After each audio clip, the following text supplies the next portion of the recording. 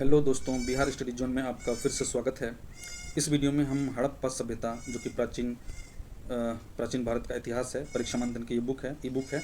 और इसमें पिछले वीडियो में हमने प्रागैतिहासिक काल, ताम्रपाषाण काल, इन सब टॉपिक को देखा था। और इस वीडियो में हम हड़प्पा सभ्यता, Harappa civilisation, IVC, Indus valley civilisation को कंप्लीट कर देंगे। तो चलिए हम स्टार्ट करते हैं हड़प्पा सभ्यता। उससे पहले हम स्टार्ट करें हमारे चैनल को, बिहार स्टडी जोन को आप सब्सक्राइब कीजिएगा, इस वीडियो को लाइक कीजिएगा, शेयर कीजिएगा और प्लीज़ कमेंट कीजिएगा। और यदि आपको अच्छा लगता है, आप किस टॉपिक पर वीडियो चाहते हैं हमें ज़रूर बताइए। हम धीरे धीरे आपका सब कुछ कंप्लीट कर देंगे। यदि आप 72 BPSC या BPSC AEDO की तैयारी कर रहे हैं तो उसके लिए यहाँ पर आपको फ्री में इनरिच्ड कंटेंट मिलेगा, इनरिच्ड वीडियो मिलेगा। इनरिच्ड वीडियो कंटेंट में आपको प्रोवाइड किए जाते हैं। तो चलिए हम स्टार्ट करते हैं। हड़प्पा सभ्यता एक सुविकसित कांस्य युगीन नगरीय सभ्यता थी। तांबे से अधिक मजबूत कांसे के औजारों का उपयोग, लेखन कला का ज्ञान, नगर शहरों में रहने को सभ्यता का प्रतीक माना जाता है। नामकरण, ये कांस्य युगीन नगरीय सभ्यता थी, इसको याद रखिएगा। जो हड़प्पा सभ्यता थी वो कांस्य युगीन नगरीय सभ्यता थी। नामकरण, भारतीय उपमहाद्वीप में विकसित इस प्राचीन महान सभ्यता को सिंधु घाटी की सभ्यता, सैंधव सभ्यता, सिंधु सभ्यता एवं हड़प्पा सभ्यता के नाम से जाना जाता है। इस सभ्यता का प्रथम खोजा गया स्थल हड़प्पा है। हड़प्पा जो कि रावी नदी के तट पर स्थित है। इसके बाद प्रारंभिक वर्षों में जिन स्थलों की खोज एवं उत्खनन का कार्य किया गया, जैसे मोहनजोदड़ो, चन्हूदड़ो, आमरी, कोटदीजी, अलीमुराद आदि सभी सिंधु नदी के तट पर स्थित हैं। अतः पुराविदों ने, आर्कियोलॉजिस्ट ने प्रारंभ में इस प्राचीन सभ्यता का नाम सिंधु घाटी की सभ्यता नाम दिया। कालांतर में इस सभ्यता के प्रमाण सिंधु घाटी से बाहर अन्य क्षेत्रों में पाए गए, जैसे सरस्वती घाटी, यमुना घाटी, गोदावरी घाटी आदि के किनारे से। अतः यह नाम अनुपयुक्त हो गया, क्योंकि अब दूसरी नदियों सिंधु के अलावा भी सरस्वती, यमुना, गोदावरी से मिलने लगे, जिससे कि यह नाम अनुपयुक्त हो गया, क्योंकि यह भौगोलिक क्षेत्र को इंगित करता है।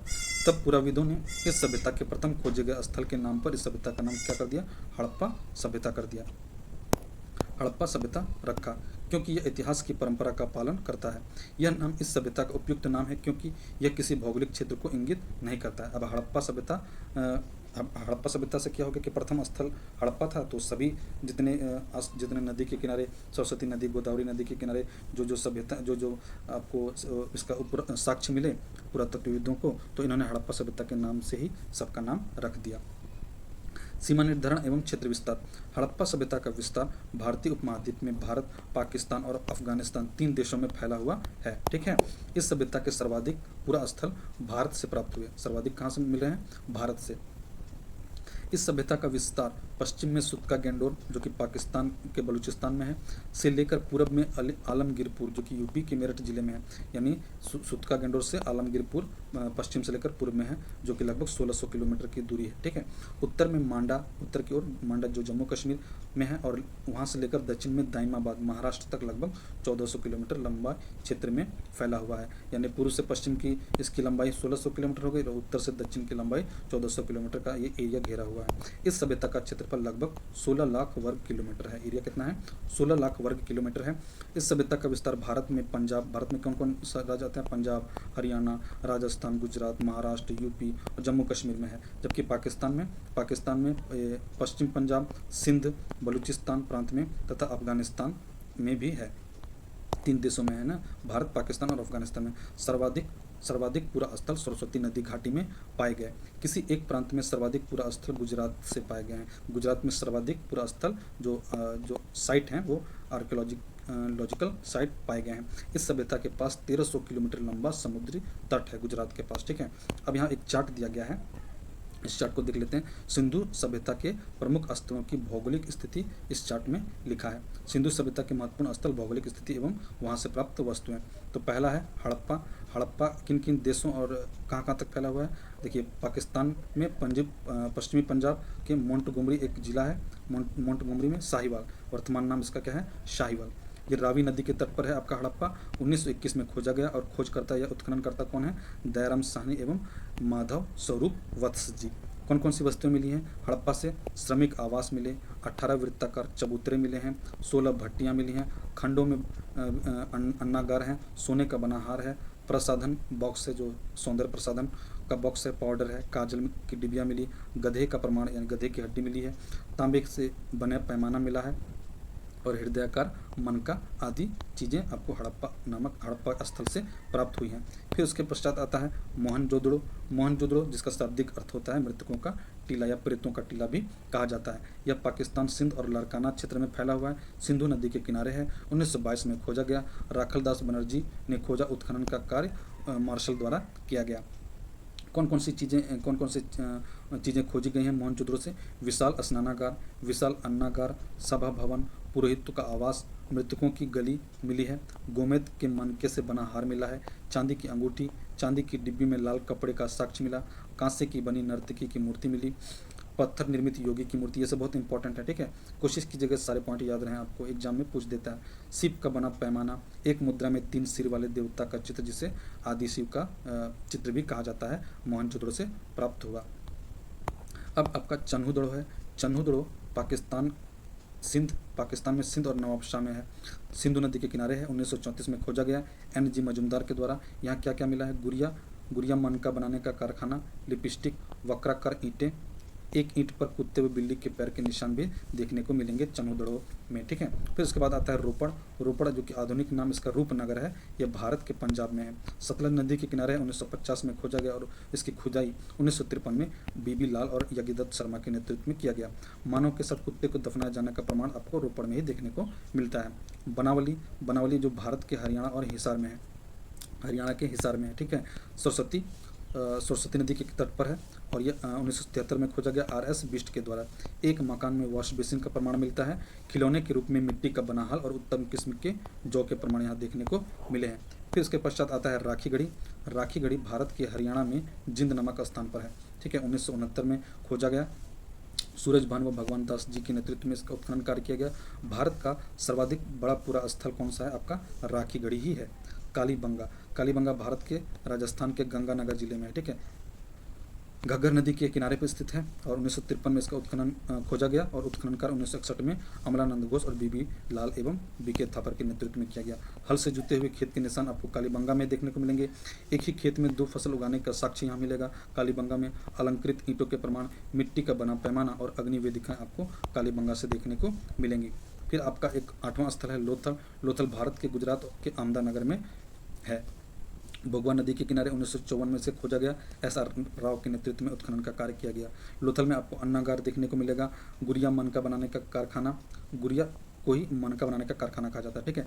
रंगाई कुंड देखने को मिलेगा। डॉक यार्ड जिसे गोदीबाड़ा कहते हैं, जहाँ पर जलयान को खड़ा किया जाता था डॉक यार्ड में, बंदरगाह जिसे बोल सकते हैं आप। हाथी दांत से निर्मित पैमाना देखने को मिलेगा। अग्निवेदिकाएं, पत्थर निर्मित वृत्ताकार चक्की के 2 पाट और गुरिल्ला की मृण मूर्ति भी लोथल से प्राप्त हुए हैं। फिर धौलावीरा भारत के गुजरात के कच्छ में है। मानहर व मानसर नदी के तट पर उत्खनन कर 1990 में और खोजा गया था 1967 में। JP जोशी और RS बिष्ट के नेतृत्व में इसका उत्खनन कार्य किया गया। जलाशयों के प्रमाण आपको धौलावीरा से देखने को मिलते हैं, इंपॉर्टेंट है। सोने की अंगूठी, सूचना पट्ट का प्रमाण, साइन बोर्ड है ना, एक साइन बोर्ड आपको देखने को मिलेगा और स्टेडियम का प्रमाण भी धौलावीरा से देखने को मिलता है। तो इस प्रकार हमने प्रमुख स्थल कौन से स्थान पर है और किस नदी के तट पर है, कब खोजा गया, किसके नेतृत्व में खोजा गया और प्रमुख जो चीज़ें हैं, कौन कौन सी वस्तुएं वहाँ से देखने को हमें मिलती हैं। अब नगर नियोजन, सिंधु सभ्यता, हड़प्पा सभ्यता, सिंधु सभ्यता एक ही बात है। इसके नगर नियोजन की हम थोड़ी विशेषताओं को देख लेंगे एक एक करके। सामान्य विशेषताएं। सिंधु सभ्यता के नगर विश्व के प्राचीनतम सुनियोजित नगर हैं। ऐसा प्रतीत होता है कि संपूर्ण नगर किसी संस्था के निर्देशानुसार बनवाए गए हैं। काफ़ी प्लानिंग से उसे बनाया गया है। सड़कें सीधी दिशा में एक दूसरे के समकोण पर इस प्रकार काटती हुई नगर को अनेक वर्गाकार तथा चतुर्भुजाकार खंडों में विभाजित करती थी। सिंधु सभ्यता में सर्वाधिक चौड़ी सड़क मोहनजोदड़ो से प्राप्त हुई, जिसकी चौड़ाई लगभग 10 मीटर चौड़ी सड़क थी। सोचिए 10 मीटर चौड़ी सड़क कितनी चौड़ी होती है। पुराविदों ने इसे राजपथ या प्रथम सड़क की संज्ञा दी है। ये हाईवे रहा होगा उस समय का।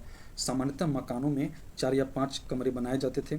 मकान में आंगन, रसोई घर, स्नानागार, कुएं तथा कुछ बड़े घरों में शौचालय भी बने होते थे। सामान्यतः मकान के दरवाजे मुख्य सड़कों पर न खुलकर गलियों में खुलते थे, यानी पीछे की ओर खुलते थे। मुख्य सड़क के दरवाजे के मुख्य मुख्य दरवाजे सड़क की ओर न खुलकर गलियों की तरफ खुलते थे। हड़प्पा और मोहनजोदड़ो में मकानों के निर्माण में सामान्यतः पक्की ईंटों का प्रयोग मिलता है। जो हड़प्पा और मोहनजोदड़ो उस समय के अवश्य काफ़ी बड़े शहर रहे होंगे, जिसके कारण वहाँ की ईंटें पक्की ईंटें मिलती हैं, जबकि अन्य स्थलों पर आपको ज़्यादातर कच्ची ईंटों का प्रयोग मिलता है। मात्र कालीबंगा से ही अलंकृत ईंटों के प्रमाण आपको देखने को मिलते हैं। सामान्यतः ईंटों का जो आकार था वो 10 इंच 10 बाई 5 बाई 2.5 इंच यानी लंबाई चौड़ाई और मोटाई, लंबाई चौड़ाई और मोटाई इतने इंच की थी, जिनमें 4:2:1 का अनुपात होता था लंबाई चौड़ाई और मोटाई में। प्रमुख नगरों की विशेषता, अब यहाँ पर देखिए हड़प्पा की विशेषता है। हड़प्पा नगर 2 खंडों में विभक्त था, पश्चिम में दुर्ग क्षेत्र और पूर्व में निचला नगर। पश्चिम में दुर्ग क्षेत्र है और पूर्व में निचला नगर है। दुर्ग क्षेत्र से बाहर उत्तर में एक टीले के उत्खनन से कुछ महत्वपूर्ण अवशेष प्राप्त हुए, जैसे मजदूरों उत्तर में है ना, दुर्ग क्षेत्र से बाहर उत्तर में एक टीले के उत्खनन से कुछ महत्वपूर्ण अवशेष प्राप्त हुए हैं। मजदूरों के रहने के लिए श्रमिक बस्ती, कुल 15 मकान, ये हड़प्पा की बात हो रही है, ठीक है, 15 मकान प्राप्त हुए। इसी के पास से 16 भट्टियाँ प्राप्त हुई, जिसमें कोयले और कंडे की राख मिलते हैं। कंडे क्या मतलब गोबर के जो बने होते हैं ना, गोईठा जिसको बोलते हैं यूपी में। पुराविदों ने इसे तांबा गलाने का कारखाना माना है। यहीं से पक्की ईंटों से निर्मित 18 वृत्ताकार चबूतरे मिले हैं, जिनके मध्य में एक गड्ढा है। गड्ढे में गेहूं, जौ एवं राख के साक्ष्य मिलते हैं। अब इसके बाद हम मोहनजोदड़ो को देखते हैं। मोहनजोदड़ो का नगर 2 खंडों में विभक्त था। पश्चिम में दुर्ग, अधिकांशतः पश्चिम में दुर्ग होते थे और पूर्व में निचला नगर होता था। दुर्ग क्षेत्र से अनेक सार्वजनिक इमारतें प्राप्त हुई हैं, जैसे विशाल स्नानागार।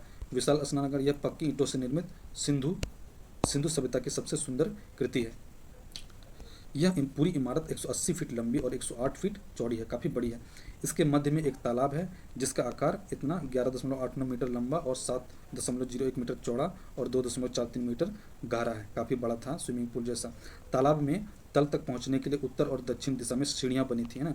स्विमिंग पूल में जिस तरह उतरने के लिए सीढ़ियाँ होती है ना किसी किसी स्विमिंग पूल में, उसी प्रकार यहाँ डिजाइन बना था। तालाब के दक्षिण पश्चिम में एक नाली थी, जिसमें से तालाब का गंदा पानी बाहर निकाला जाता था। विशाल अन्नागार, यह अन्नागार 45 मीटर लंबा और 45.71 मीटर लंबा, 22.86 मीटर चौड़ा है। अन्नागार के उत्तर में एक चबूतरा बनाया गया है। अन्नागार में कुल 27 प्रकोष्ठ हैं, खंड हैं। सिंधु सभ्यता का सबसे बड़ा अन्नागार है। पुरोहित आवास, विशाल स्नानागार के पास से एक विशाल इमारत का प्रमाण मिलता है, जो कि 17.1 मीटर लंबा, 23.77 मीटर चौड़ा है। अब आता है अगला जो साइट है चन्हुदड़ो। चन्हुदड़ो सामान्य नगर के यहाँ पर अवशेष प्राप्त हुए हैं। यहाँ पर आपको वक्राकार ईंटों का प्रमाण मिलता है और गुड़िया अर्थात मनका बनाने का कारखाना आपको चन्हुदड़ो में ही देखने को मिलेगा। फिर उसके पश्चात आता है लोथल। लोथल, इसे लघु हड़प्पा या लघु मोहनजोदड़ो भी कहा जाता है। लोथल को लोथल नगर के पश्चिम में दुर्ग क्षेत्र एवं पूर्व में निचला नगर था। यहाँ का दुर्ग क्षेत्र एक निचला नगर एक ही रक्षा प्राचीर से घिरा हुआ है। तो जो लोथल का जो नगर है वो एक ही रक्षा प्राचीर से यानी एक ही बाउंड्री वॉल से घिरा हुआ है, ठीक है। दुर्ग एवं निचला नगर, मान लीजिए ये दुर्ग है, ये पश्चिम में, और ये निचला नगर, दोनों एक ही रक्षा प्राचीर से घिरा हुआ है। लोथल से गुड़िया मनका बनाने का कारखाना मिला है। यहाँ से एक रंगाई कुंड का प्रमाण भी मिला है लोथल से, ठीक है। ये देखिए, ये परीक्षा मंथन की बुक है, मैं आपका करा दूंगा बाद में भी। भारत का संविधान में राज्य व्यवस्था, फिलहाल हम यहाँ एंशिएंट हिस्ट्री पढ़ रहे हैं। एंशिएंट के बाद हम आपका मॉडर्न हिस्ट्री स्टार्ट कर देंगे परीक्षा मंथन की इस PDF से। लोथल में मकानों के दरवाजे मुख्य सड़कों पर खुलते थे, जबकि अधिकांशतः मुख्य सड़कों की ओर नहीं खुलते थे, परंतु गलियों की ओर खुलते थे। तो ये अपवाद है, इसको याद रखिएगा। लोथल के जो मकान के दरवाजे थे वो मुख्य सड़क की ओर ही खुलते थे। लोथल के निचले नगर के पूरब में एक डॉकयार्ड गोदीवाड़ा प्राप्त हुआ है। यहाँ जो कि पक्की ईंटों से निर्मित है। ये बंदरगाह बोल सकते हैं इसका, है ना, डॉकयार्ड तो बंदरगाह को बोलते हैं। इसका आकार 218 मीटर लंबा, 36 मीटर चौड़ा एवं 3.3 मीटर गहरा है। फिर इसके बाद अगला जो स्थल आता है वो है धौलावीरा। धौलावीरा भारत स्थित सिंधु सभ्यता का सबसे बड़ा नगर है धौलावीरा, है ना। धौलावीरा नगर अन्य नगरों की योजना से भिन्न योजना में बसाया गया। यहाँ 16 जलाशयों के प्रमाण मिलते हैं। यहीं से स्टेडियम एवं सूचना बोर्ड, साइन बोर्ड का प्रमाण मिलता है। फिर इसके पश्चात आता है कालीबंगा। यह नगर 2 खंडों में विभक्त है, पश्चिम में दुर्ग क्षेत्र और पूर्व में निचला नगर। यहाँ से सिंधु सभ्यता के नीचे पूर्व सैंधव संस्कृति के प्रमाण आपको देखने को मिलेंगे कालीबंगा से। यहाँ का दुर्ग क्षेत्र एवं निचला नगर दोनों अलग अलग रक्षा प्राचीर से घिरा हुआ है। मान लीजिए ये दुर्ग है, ये इस रक्षा प्राचीर से घिरा है, और निचला नगर ये एक अलग दीवार रक्षा प्राचीर से घिरा हुआ है कालीबंगा। यहाँ के एक फर्श से अलंकृत ईंटों का साक्ष्य भी मिला है। फिर यहाँ से आपको आयताकार अग्नि वेदिकाएँ प्राप्त मिली। बनावली, अगला अगला स्थल है बनावली। यहाँ का दुर्ग क्षेत्र एवं निचला नगर अलग अलग नहीं है। यहाँ पर मतलब दुर्ग क्षेत्र और निचला नगर अलग अलग नहीं है, एक ही नगर में है, एक ही नगर है, ठीक है। बनावली में मिट्टी का बना खिलौने के रूप में हल यहीं से प्राप्त हुए, मिट्टी का बना खिलौना प्राप्त हुआ। अग्नि वेदिकाएँ भी बनावली से आपको प्राप्त हुई हैं। अब थोड़ा हम इनके तो सामाजिक जीवन के रूप में देखेंगे। सिंधु सभ्यता के समाज का स्वरूप मात्र सत्तात्मक था। सिंधु समाज में कई वर्गों के अस्तित्व के प्रमाण मिले हैं। सिंधु समाज को विभिन्न वर्गों में बांटा जा सकता है, जैसे विद्वान वर्ग। तो विद्वान वर्ग में पुरोहित आते थे, वैद्य आते थे, शिक्षक, ज्योतिषी आदि आते थे। फिर उसके बाद आता है योद्धा वर्ग, दूसरा था योद्धा वर्ग। उसके पश्चात तीसरा है आपका व्यापारी एवं शिल्पी वर्ग, और चौथा आपका श्रमिक वर्ग। सिंधु समाज में व्यापारियों का महत्वपूर्ण स्थान रहा होगा। भोजन किस प्रकार का होता था? सिंधुवासी शाकाहारी तथा मांसाहारी दोनों प्रकार का भोजन करते थे। मांस, मछली, दूध का प्रयोग करते थे। औषधियों के रूप में शिलाजीत, समुद्र का फेन एवं नींबू का प्रयोग करते रहे होंगे। वस्त्र सिंधु सभ्यता के किसी भी स्थल से किसी भी निर्मित वस्त्र का साक्ष्य तो नहीं मिला। सिंधुवासी सूती और ऊनी दोनों प्रकार के वस्त्र पहनते थे। मोहनजोदड़ो से चांदी की डिबिया के अंदर से लाल रंग के कपड़े का साक्ष्य प्राप्त हुआ। स्त्रियां स्कर्ट नुमा वस्त्र धारण करती थी। शाल जैसा वस्त्र भी ऊपर से धारण किया जाता था। आभूषण, सिंधुवासी विभिन्न प्रकार के आभूषणों का भी प्रयोग करते थे। आभूषण सोना, चांदी, तांबा एवं कांसे से निर्मित होते थे। इसके अतिरिक्त कीमती पत्थरों, साधारण पत्थर, मिट्टी एवं हाथी दांत से भी आभूषण बनाए जाते थे। मुख्य आभूषणों में हार, बाजूबंद, बालपिन, अंगूठी, चूड़ियाँ आदि का प्रयोग करते थे। हड़प्पा से सोने का बना हुआ 6 लड़ियों वाला हार प्राप्त हुआ है। सौंदर्य प्रसाधन, सिंधुवासी सौंदर्य प्रेमी थे। हड़प्पा के उत्खनन से प्रसाधन बॉक्स, जो कॉस्मेटिक बॉक्स होता है ना, वो प्राप्त हुआ है। हड़प्पा से ही काजल की डिबिया, सफ़ेद पाउडर, इसके प्रमाण मिलते हैं। चन्हुदड़ों से लिपस्टिक के प्रमाण मिले हैं। स्त्रियां विभिन्न प्रकार से केश विन्यास करती थी, बाल को सजाती थी। शवाधान प्रणाली देख लेते हैं। सिंधुवासी अपने मृतकों का 3 प्रकार से अंतिम संस्कार करते थे। एक है पूर्ण समाधान, दूसरा है आंशिक समाधान, पहला आगे भी है, आगे आपका है दाह संस्कार। तो हम देख लेते हैं पहला पूर्ण समाधान में क्या होता था। मृतकों को कब्र में दफनाने की परंपरा थी पूर्ण समाधान के अंतर्गत। दूसरा जो संस्कार था आंशिक समाधान, मृतक के शरीर को जंगल में रख देते थे जब तक कि पशु पक्षी उनके मांस को खा लेते थे, तो हड्डियों को फिर बाद में दफना दिया जाता था। उसके बाद दाह संस्कार है, मृतकों को जलाने की परंपरा भी थी। तीनों प्रकार की परंपराएं यहाँ देखने को मिलती हैं, 3 प्रकार की परंपराएं है ना। सिंधु सभ्यता के स्थलों से प्राप्त साक्ष्यों के आधार पर यह निष्कर्ष निकाला गया है कि सिंधुवासियों की लोकप्रिय समाधान प्रणाली पूर्ण समाधान की थी। सिंधुवासी सामान्यतः अपने मृतकों का सिर उत्तर और पैर दक्षिण में सिर उत्तर की ओर और पैर दक्षिण की ओर रखकर उन्हें दफनाया जाता था। मृतकों के साथ अंत्येष्टि सामग्री जैसे मृतभांड, आभूषण आदि रखा जाता था। कब्रें पैर की अपेक्षा सिर की ओर अधिक चौड़ी होती थी, यानी मान लीजिए इस तरह है तो कब्रें पैर की अपेक्षा ये सिर रहेगा, सिर की तरफ चौड़ा रहेगा और पैर की तरफ कम चौड़ा रहेगा, ठीक है, इस तरह रहता था। हड़प्पा का कब्रिस्तान दुर्ग क्षेत्र के दक्षिण से प्राप्त हुआ है। हड़प्पा में जो कब्रिस्तान है वो दुर्ग क्षेत्र के दक्षिण में प्राप्त हुआ है। हड़प्पा के कब्रिस्तान का नाम पुराविदों ने R37 रखा है। यहाँ से कुल 37 कब्रें प्राप्त हुई, इसलिए उसका नाम R37 रखा गया। यहाँ से प्राप्त एक कब्र में मृतक लकड़ी के ताबूत में रखकर दफनाया गया है। ऐसी परंपरा सुमेरियन सभ्यता में प्रचलित थी। तो सुमेरियन सभ्यता में ताबूत में रखकर दफनाया जाता था। वैसे एक मृतक की एक लकड़ी की ताबूत आपको हड़प्पा से देखने को यहाँ मिली है। लोथल का कब्रिस्तान दुर्ग क्षेत्र उत्तर पश्चिम से प्राप्त हुआ। यहाँ कुल 20 कब्रें प्राप्त हुई हैं। यहाँ से युगल समाधान के प्रमाण मिले हैं, यानी जोड़े में शवों को दफनाया गया है। मोहनजोदड़ो से अभी तक कब्रिस्तान का प्रमाण नहीं मिला है। ठीक है, अब हम हड़प्पा सभ्यता के धार्मिक जीवन को देखेंगे। सिंधुवासी अपने देवी देवताओं की अनेक रूपों में पूजा करते थे। पुरुष देवता के रूप में पुरुष देवता सिंधु स्थलों से हमें पुरुष देवता के अनेक रूपों के अंकन का साक्ष्य मिलता है। मोहनजोदड़ो से प्राप्त एक मुद्रा में सिंह युक्त त्रिमुखी पुरुष देवता का चित्र अंकित है। यह योग मुद्रा में एक चौकी पर निर्वस्त्र बैठा है, एक स्टेज है उसके ऊपर बैठा हुआ है। देवता के दाहिनी ओर एक हाथी, एक बाघ का चित्र अंकित है तथा बाएं ओर एक गेंडा और एक महिष और एवं चौकी के नीचे महिष मतलब भैंस और एक चौकी के नीचे 2 हिरण के चित्र अंकित हैं। मार्शल महोदय ने इस चित्र को शिव का आदि रूप माना है। उनके अनुसार ये क्या है? शिव का आदि रूप है, आदि शिव का रूप इसे माना गया है। पौराणिक काल में शिव को महायोगी, पशुपतिनाथ, त्रिनेत्रधारी, त्रिशूलधारी आदि नामों से जाना जाता था, जिनका प्रतीकात्मक चित्रण इस मुद्रा में मिलता है। इसके पश्चात हम आगे देखते हैं। हड़प्पा से प्राप्त एक मुहर में एक तरफ पेड़ पर बने मचान पर एक पुरुष की आकृति बैठी है और पेड़ के नीचे एक बाघ खड़ा है। इस मुद्रा के दूसरी ओर एक बैल का चित्र है, उसके सामने एक त्रिशूल खड़ा है। इसे भी शिव का प्रतीक रूप माना गया है। मातृ देवी। हड़प्पा, मोहनजोदड़ो, चन्हुदड़ो आदि स्थल से बड़ी संख्या में नारी की मृण मूर्तियाँ यानी मिट्टी की मूर्तियाँ, मुहरों पर अंकित नारी आकृतियां और अन्य दृश्य मिले हैं। मोहरों पर भी नारियों की आकृति देखने को मिलती है, जिससे स्पष्ट होता है कि वे मातृ देवी की उपासना करते थे। नारी मृण मूर्तियों के सिर के दोनों ओर दीपक जैसी आकृति बनी है। इनमें कालिक के निशान भी हैं। मैके के अनुसार मैके की मान्यता है कि इसमें तेल बाती डालकर इनकी पूजा की जाती थी, और इसी प्रकार ये माना जाता है कि मातृ देवी की पूजा ये लोग करते थे हड़प्पा वासी। सभी विद्वान इन मूर्तियों को मातृ देवी की मूर्ति मानते हैं। मूर्ति पूजा का सर्वप्रथम उल्लेख सैंधव सभ्यता में ही हमें देखने को मिलता है। यद्यपि किसी भी स्थल से मंदिर के साक्ष्य नहीं मिलते, मंदिर के साक्ष्य आपको हड़प्पा सभ्यता में कहीं भी देखने को नहीं मिलेगा। हड़प्पा से प्राप्त एक मुद्रा में एक और स्त्री के सिर के बल खड़ा किया गया और उसकी योनि से वनस्पति निकलते हुए दिखाया गया है। इस चित्रण को मातृ देवी के प्रजनन शक्ति के स्वरूप में माना गया है, अर्थात पृथ्वी देवी का अंकन इसे लोग मानते हैं। जो पुरातत्व वैज्ञानिक है वे इसे पृथ्वी देवी का अंकन मानते हैं। मार्शल और व्हीलर का मत है कि सैंधव देवकुल में मातृ देवी का स्थान सर्वोपरि है। पशु पूजा भी होती थी।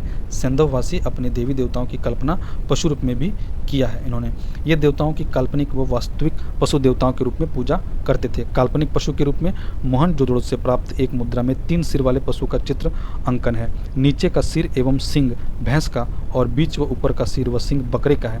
मोहनजोदड़ो से प्राप्त एक अन्य मुद्रा में 3 बाघों के शरीर को एक में जुड़ा हुआ दिखाया गया है। इसे ये काल्पनिक पशु हो सकते हैं। अब यज्ञ होती थी, अग्नि पूजा और पशु बलि भी की जाती थी। सैंधववासी यज्ञ और अग्नि की पूजा करते थे। यज्ञों में पशु बलि दी जाती थी। लोथल, कालीबंगा एवं बनावली से अग्नि वेदिकाएं मिली हैं, जिससे यज्ञ एवं अग्नि पूजा की पुष्टि होती है। कालीबंगा व लोथल की अग्नि वेदिकाओं से पालतू पशुओं की हड्डियां व अन्य सामग्री प्राप्त हुई है, जिससे स्पष्ट होता है कि ये पशु बलि से परिचित थे सैंधववासी पुनर्जन्म में भी विश्वास करते थे। उनमें अंधविश्वास का प्रचलन था। जादू टोना आदि खूब प्रचलित थे, जिनसे बचने के लिए झाड़ फूंक व ताबीज भी बांधते थे, क्योंकि हमें ताबीज भी देखने को मिले हैं उन स्थलों से। आर्थिक जीवन अब देख लिया जाए सैंधव सभ्यता के लोगों का। सैंधव अर्थव्यवस्था पशुपालन, सिंचित कृषि, अधिशेष उत्पादन, एक्स्ट्रा जो सरप्लस प्रोडक्शन होता था, विभिन्न दस्तकारियों में दक्षता और समृद्ध आंतरिक और विदेशी व्यापार पर आधारित थी। पशुपालन के रूप में कृषि पर निर्भर होते हुए भी हड़प्पाई लोग बहुत सारे पशु पालते थे। इनमें प्रमुख रूप से भेड़, बकरी, गाय, बैल, भैंसा प्रमुख हैं। सुअर पालतू व जंगली दोनों होते थे। कुत्ता पालतू पशु था, इसके कई नस्ल भी मिलते हैं। सैंधववासी ऊँट का भी पालन करते थे। हड़प्पा से गधे का साक्ष्य मिला है। घोड़े के संबंध में विद्वानों में मतभेद है कुछ, क्योंकि घोड़े के चित्र आपको देखने को बहुत कम मिलते हैं, इसीलिए विद्वान में मतभेद है कि ये लोग घोड़े का प्रयोग करते थे कि नहीं करते थे। सुरकोटडा में अंतिम चरण से घोड़े की हड्डियां तो मिली हैं। कहा जा सकता है कि सैंधववासी घोड़े से परिचित थे। सैंधववासी जिन अन्य पशुओं से परिचित थे उनमें कौन कौन है? देखिए, हाथी से परिचित थे वे। हाथी, बाघ, हिरन, बारहसिंगा, रीछ, खरगोश, बंदर, बिल्ली, गेंडा, मेढ़ा आदि से परिचित थे। सैंधववासी सिंह से परिचित नहीं थे। वो सिंह का कहीं भी चित्रण आपको देखने को नहीं मिलता है, न ही हड्डी के साक्ष्य मिलते हैं। कृषि। सिंधु सभ्यता के आर्थिक संगठन में कृषि का अत्यधिक महत्वपूर्ण स्थान है। सिंधु और उसके सहायक नदियों का क्षेत्र अत्यधिक उपजाऊ था। सैंधववासी अपनी रबी की फसल की बुआई अक्टूबर-नवंबर महीने में और कटाई मार्च से अप्रैल में करते थे। सैंधववासी कृषि उपकरण के रूप में हल, कुदाल, कुल्हाड़ी, हंसिया आदि का प्रयोग करते थे। बनवाली से खिलौने के रूप में मिट्टी का बना हल प्राप्त हुआ। कालीबंगा से प्राक सैंधव स्तर के जुते हुए खेत के निशान मिले एवं एक ही खेत में 2 फसल उगाने के प्रमाण भी मिले हैं। सैंधववासी प्रमुख रूप से गेहूं, जौ, चावल, बाजरा, राई, सरसों, तिल, मटर व कपास आदि 9 फसलों का उत्पादन करते थे। बनवाली से उत्तम किस्म के जौ के साक्ष्य मिले हैं। लोथल व रंगपुर से चावल के साक्ष्य मिले हैं। गेहूँ की 2 किस्में मिलती हैं, एक है ट्रिटिकम कम्पैक्टम जिसे बड़ा गेहूं का दाना, और ट्रिटिकम स्फीरोकोकस छोटे दाने वाला गेहूं। हड़प्पा व मोहनजोदड़ो से 6 धारियों वाले जौ के साक्ष्य मिले हैं। सैंधववासी विश्व में कपास के प्रथम उत्पादक हैं, इसीलिए यूनानियों ने कपास का नाम सिंडोन रखा। सैंधववासियों की उपज जिसे सिंडोन कहा जाता है ना, सैंधववासियों की उपज सिंडोन, और बाद में इसी सिंडोन से इंडिया हो गया है ना, भारत का नाम इंडिया हो गया है। उद्योग। सैंधववासी विभिन्न उद्योगों से परिचित थे। सैंधववासी का प्रमुख उद्योग वस्त्र उद्योग था। ये सूती एवं ऊनी दोनों प्रकार के वस्त्रों का प्रयोग करते थे। सैंधव स्थलों के प्रत्येक मकान से कताई व बुनाई में प्रयुक्त मिट्टी एवं शंख के बने 2 एवं 3 छेद वाले तकुए मिले हैं। मोहनजोदड़ो वस्त्र उद्योग का महत्वपूर्ण केंद्र रहा होगा। इसके अतिरिक्त सैंधव सभ्यता में धातु उद्योग, गुड़िया अर्थात मनका उद्योग, मूर्ति उद्योग, मृदभांड, हाथी दांत से निर्मित वस्तुओं का उद्योग और ईंट उद्योग आदि का प्रचलन आपको यहाँ मिलता है। व्यापार के रूप में सैंधव वासियों का आंतरिक एवं बाह्य दोनों व्यापार उन्नत अवस्था में था। सैंधव सभ्यता की विशेषता वहाँ असंख्य छोटे बड़े नगरों की उपस्थिति थी। संपन्न सैंधव वजन से अधिक विलासिता वाली वस्तुएं प्राप्त करना चाहते थे। इस खोज में उन्होंने भारतीय उपमहाद्वीप में दूर दूर तक बस्तियां बसाई एवं अफगानिस्तान, मध्य एशिया तथा पश्चिमी एशिया के साथ प्रगाढ़ संबंध इन्होंने बनाया। हड़प्पा सभ्यता में उद्योग विकसित अवस्था में थे, लेकिन हड़प्पाई क्षेत्रों में हमें उन उद्योगों के लिए कच्चा माल उपलब्ध नहीं था। अतः सैंधववासी कच्चे माल की प्राप्ति हेतु दूर दराज की यात्राएं भी करते थे। कच्चे माल की प्राप्ति व्यापारिक वाणिज्यिक कर्म का प्रथम स्टेज होता है ना। दूसरे स्टेज में निर्मित वस्तुओं को घरेलू, क्षेत्रीय और विदेशी बाजार तक पहुंचाना पड़ता था। सैंधववासी निम्न वस्तुओं को इन क्षेत्रों से प्राप्त करते थे। देखिए, चांदी वे अफगानिस्तान और ईरान से प्राप्त करते थे। मुख्यतः अफगानिस्तान से सोना वे कर्नाटक स्थित कोलार की खान से प्राप्त करते थे, जिसे आप जानते हैं KGF movie Kolar gold field उसी से संबंधित है। कोलार क्षेत्र। तांबा राजस्थान का स्थित खेतड़ी, जिसको खेतड़ी भी बोलते हैं ना, खेतड़ी नामक जो ताम्र की खान थी, वहाँ से कुछ तांबा ओमान से भी प्राप्त किया जाता था। टिन अफगानिस्तान से प्राप्त किया जाता था। सेल खड़ी आपका बलूचिस्तान व राजस्थान से प्राप्त किया जाता था। लाजवर्द बदख्शां उत्तरी अफगानिस्तान से, फिरोजा खुरासान से, चट पत्थर बलूचिस्तान से, लाल रंग फारस की खाड़ी स्थित होरमुज से, देवदारू और शिलाजीत हिमालय के पर्वतीय क्षेत्रों से प्राप्त होते थे। विदेशी व्यापार देखिए, विदेशी व्यापार में सैंधववासी का व्यापारिक संबंध अनेक बाह्य संस्कृतियों के साथ था, जैसे मेसोपोटामिया, मिस्र, क्रीट और फारस की खाड़ी स्थित देशों के साथ इनका विदेशी व्यापार था। मेसोपोटामिया के साथ व्यापारिक संबंधों के अनेक पुरातात्विक प्रमाण मिलते हैं। कुछ विद्वानों का मानना है कि मेसोपोटामिया से एक हड़प्पाई व्यापारियों की बस्ती भी मिली है मेसोपोटामिया से, ठीक है, क्योंकि यहाँ से वहाँ जाकर लोग रहते रहे होंगे। मेसोपोटामिया से प्राप्त अभिलेखों में दिलमुन, मगन, मेलुहा नामक क्षेत्रों का उल्लेख है। इन क्षेत्रों में मेसोपोटामियाई लोगों के व्यापारिक संबंध थे।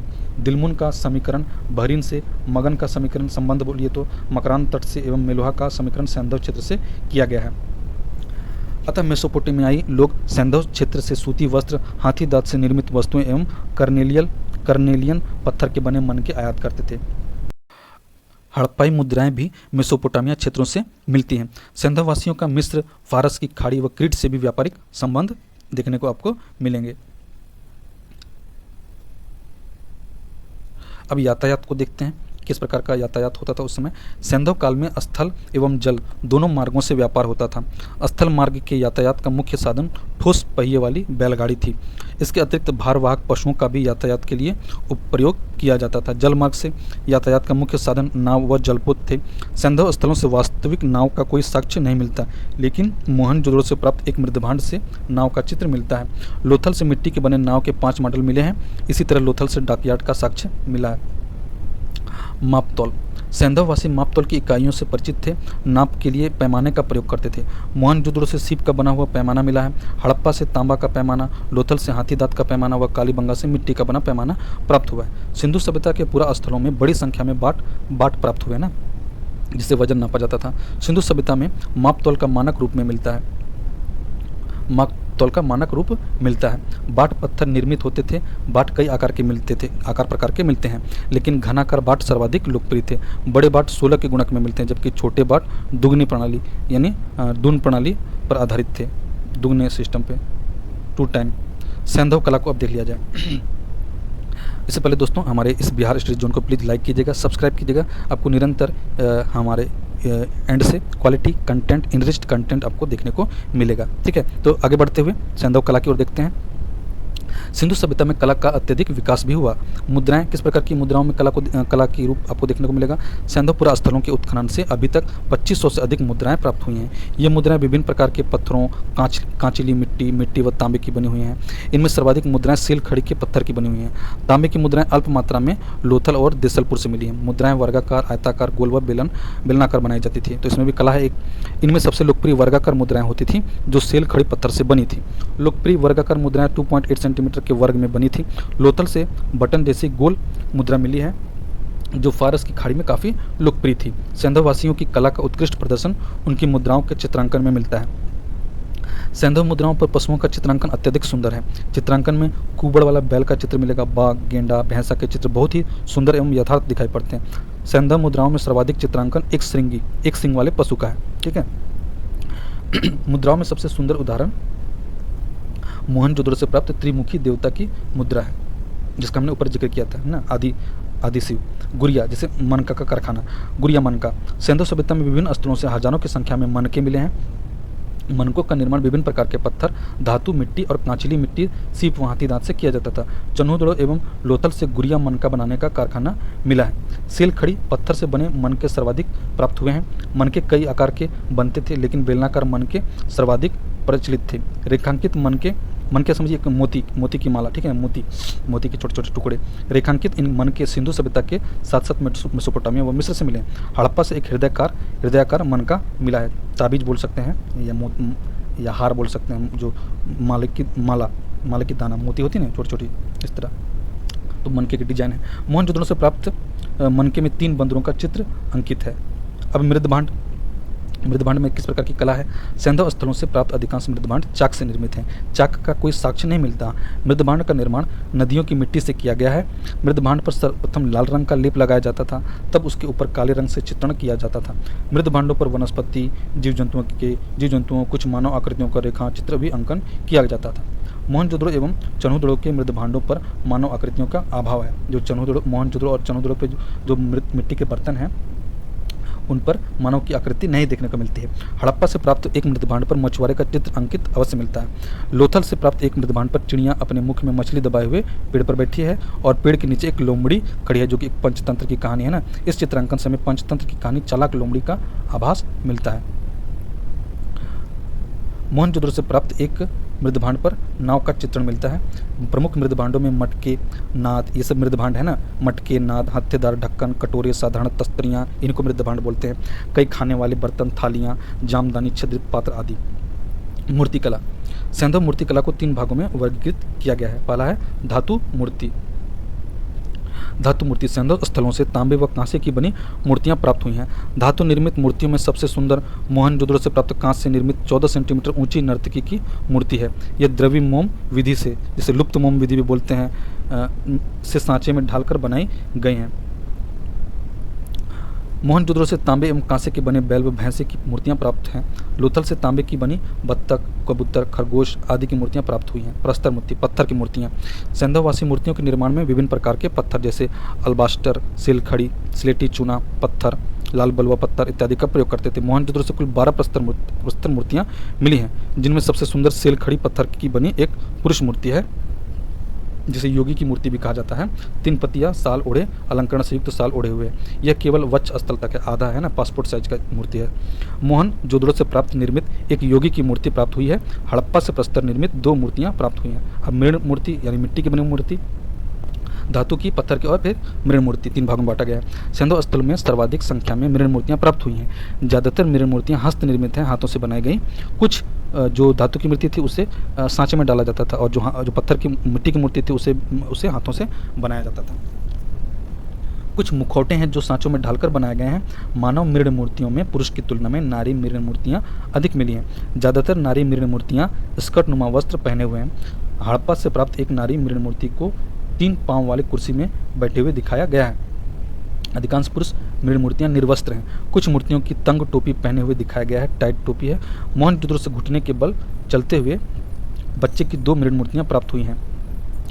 हड़प्पा एवं मोहनजोदड़ो से सांचे में ढालकर सिंह युक्त मुखौटे प्राप्त हुए हैं। मानव मृण मूर्तियों की तुलना में पशु मृण मूर्तियां अधिक मिलती हैं। पशु मृण मूर्तियों में सर्वाधिक संख्या में बिना कुबड़ वाले बैल की मृण मूर्ति मिली है।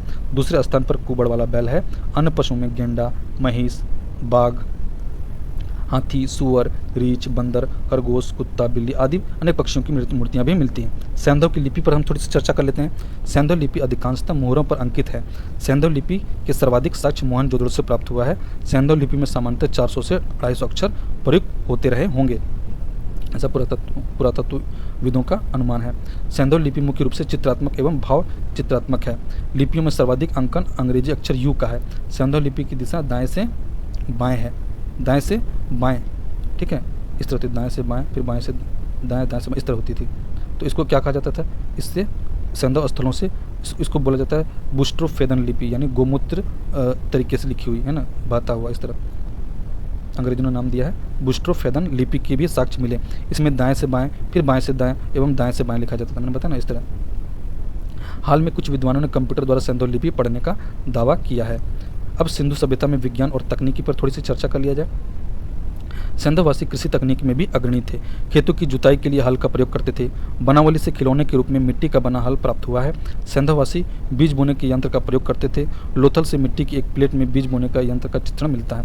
सैंधववासी विभिन्न फसलों एवं विभिन्न प्रजाति के अनाजों का उत्पादन करते थे। विश्व में सर्वप्रथम कपास का उत्पादन सैंधववासियों ने ही किया। ए अल्बाशम के शब्दों में रुई उत्पादन एवं उसके उपयोग की तकनीकी ज्ञान विश्व को हड़प्पा सभ्यता की देन है। सैंधववासियों का प्रमुख उद्योग वस्त्र उद्योग था। लगभग प्रत्येक घर से कताई बुनाई के लिए 2-3 छेद वाले तकुए, चरखा ही समझिए, लेकिन ये चरखा इस तरह खड़ा नहीं, चरखा खड़ा होता है, लेकिन जो तकुआ होता है वो नीचे रहता है, वो क्षैतिज होता है ना, नीचे रहता है। सिंधु सभ्यता के अब पतन के कारण पर हम थोड़ा सा एक नज़र देख लेते हैं, उसके बाद इस वीडियो को हम समाप्ति की ओर चलेंगे। सिंधु सभ्यता के पतन। सिंधु सभ्यता बहुत ही विस्तृत क्षेत्र में फैले नगरीय सभ्यता थी। सिंधु सभ्यता के अलग अलग क्षेत्रों की अलग अलग भौगोलिक स्थिति थी, अतः भिन्न भिन्न भौगोलिक क्षेत्रों वाली इस सभ्यता का पतन किसी एक कारण से हुआ हो नितांत असंभव है। अतः सिंधु सभ्यता के अलग अलग क्षेत्रों के पतन के अलग अलग कारण रहे होंगे। विद्वानों ने सिंधु सभ्यता के पतन के लिए अलग अलग कारणों को अलग अलग क्षेत्रों के लिए बताया। जैसे बाढ़ के समर्थक थे विद्वान मार्शल, मैके व एस.आर. राव। मार्शल ने मोहनजोदड़ो, मैके ने चन्हुदड़ो के विनाश का कारण बाढ़ बताया। एस.आर. राव ने लोथल नगर के पतन का कारण भगवा नदी में आई बाढ़ को बताया। अब यहाँ पर इसका थोड़ा सा रिवीजन है, और इस रिवीजन को हम चलिए एक बार इसको फिर से रिवीजन यहाँ पर आपका कर देते हैं, एक साथ सबका रिवीजन हो जाएगा। महत्वपूर्ण तत्व सिंधु घाटी सभ्यता, इसी के साथ हम आपका वीडियो कंप्लीट कर देंगे सिंधु सभ्यता का। सिंधु सभ्यता आदि ऐतिहासिक काल से संबंधित है। चार्ल्स मैसन ने सर्वप्रथम 1826 में हड़प्पा के टीले की जानकारी दी। सिंधु सभ्यता का आकार त्रिभुजाकार है। सिंधु सभ्यता का सबसे बड़ा पूरा स्थल गनवेरी वाला है, जो पाकिस्तान के पंजाब प्रांत में हकरा नदी के तट पर है और भारत में राखी गढ़ी है, ठीक है। सिंधु सभ्यता के सर्वाधिक पूरा स्थल सरस्वती घाटी में मिले हैं। हड़प्पा से प्राप्त कब्रिस्तान में कुल 37 कब्रें प्राप्त हुई हैं, जिसे R37 के नाम से जाना जाता है। मोहनजोदड़ो से अभी तक कोई कब्रिस्तान नहीं मिला। हड़प्पा से 18 वृत्ताकार चबूतरे प्राप्त हुए हैं, जिनके मध्य में गड्ढे हैं। इन गड्ढों में जले हुए गेहूं और जौ के प्रमाण मिले हैं। हड़प्पा से मजदूरों को रहने के लिए बैरक मिली है, जिसमें 15 कमरे हैं। लोथल में मकानों के दरवाजे मुख्य सड़क पर खुलते थे, ठीक है, जबकि अधिकांशतः सड़कों के विपरीत दिशा में गलियों की ओर खुलते थे। धौलावीरा एक ऐसा नगर था जो अन्य नगरों से भिन्न योजना में बसाया गया था। कालीबंगा में सड़कें व गलियों की चौड़ाइयों के मध्य एक अनुपात मिलता है। गलियां 1.8 मीटर चौड़ी थी तो सड़कें इसके गुणक में थी। कालीबंगा से पूर्व सैंधव संस्कृति के प्रमाण भी मिले हैं। सिंधु सभ्यता का समय 2500 से 1750 ईसा पूर्व था। धौलावीरा से उन्नत जल प्रबंधन का प्रमाण देखने को मिला है। सैंधव धर्म में सर्वाधिक मातृ देवी की होती थी। मूर्ति पूजा का सर्वाधिक प्रमाण हड़प्पा सभ्यता से मिलता है। सैंधववासी पुरुष देवता के रूप में पशुपति शिव की पूजा करते रहे होंगे। मोहनजोदड़ो से प्राप्त एक मुद्रा में सिंह युक्त त्रिमुखी पुरुष देवता का चित्रण है, जिसे आदि शिव की संज्ञा दी गई। सैंधववासी काल्पनिक व वास्तविक पशुओं की पूजा करते थे। इनका पूजनीय पशु कुबड़ वाला बैल होता था। मोहनजोदड़ो, जिसे वृषभ बोलते हैं ना, वृषभ कुबड़ वाला बैल। मोहनजोदड़ो से प्राप्त कांसे की निर्मित नर्तकी की मूर्ति आद्य ऑस्ट्रेलाइड प्रजाति की मानी जाती है। कालीबंगा से प्राप्त बच्चे की एक खोपड़ी में 6 छेद के निशान मिले हैं। पुराविदों ने इसे शल्य चिकित्सा का प्रमाण माना है। कालीबंगा से सैंधव नारियां 16 प्रकार के केश विन्यास करती थी। बाल को सजाने का 16 प्रकार के तरीके थे, जबकि पुरुष वर्ग दाढ़ी मुड़ाता था। वर्गाकार दाढ़ी रखने का साक्ष्य मोहनजोदड़ो से प्राप्त हुआ है। मोहनजोदड़ो से प्राप्त एक मुद्रा में एक मानव ढोल जैसी आकृति बजा रहा है। मेसोपोटामियाई अभिलेखों में दिलमुन, मगन, मेलुहा नामक 3 देशों का उल्लेख है, जहाँ से मेसोपोटामियाई व्यापारी विभिन्न वस्तुओं का आयात करते थे और इसका संबंध हड़प्पा सभ्यता से माना जाता है। दिलमुन व्यापार में बिचौलियों की भूमिका अदा करता था। हड़प्पा, आमरी, कोटदीजी, कालीबंगा, बनावली से सिंधु सभ्यता के नीचे पूर्व सैंधव संस्कृतियों के प्रमाण मिले। सैंधववासी विश्व में कपास के प्रथम उत्पादक थे, इसलिए यूनानियों ने कपास का नाम सिंडोन रखा, अर्थात सैंधववासियों की उपज। कालीबंगा से मृण पट्टिका पर उत्कीर्ण सिंह युक्त देवता की आकृति प्राप्त हुई है। इस प्रकार हमने हड़प्पा सभ्यता को समाप्त कर दिया। इसके पश्चात है आपका वैदिक काल 1500 ईसा पूर्व से 600 ईसा पूर्व, जिसे हम नेक्स्ट वीडियो में कंप्लीट कर देंगे। तो कैसा लगा हमारा ये वीडियो हमें बताइएगा जरूर, और हमारे इस चैनल को, हमारे इस मेहनत को आप प्लीज़ सब्सक्राइब कर हमें मोटिवेशन प्रदान कर सकते हैं। निरंतर हम आपके लिए वीडियो लेकर आते रहेंगे। आप बिहार से संबंधित किसी भी एग्जाम की तैयारी कर रहे हो, उसके लिए कंप्लीट कंटेंट आपको यहाँ मिलेगा बिना किसी फीस के। मिलते हैं नेक्स्ट वीडियो में नए टॉपिक के साथ। परीक्षा मंथन का हम PDF कंप्लीट कराना है आपका, प्राचीन भारत का इतिहास। ये ई-बुक श्रृंखला है, आप इसे डाउनलोड कर सकते हैं या आप इसे ऑनलाइन खरीद भी सकते हैं। देख लीजिएगा आप बुक स्टॉल में परीक्षा मंथन की, या ई-बुक में 40-45 रुपये का शायद इसका प्राइस होगा, आप खरीद सकते हैं। ठीक है, मिलते हैं नेक्स्ट वीडियो में नए टॉपिक के साथ, यानी वैदिक सभ्यता को हम देखेंगे। और प्लीज़ हमारे चैनल को लाइक कीजिएगा और सब्सक्राइब कीजिएगा।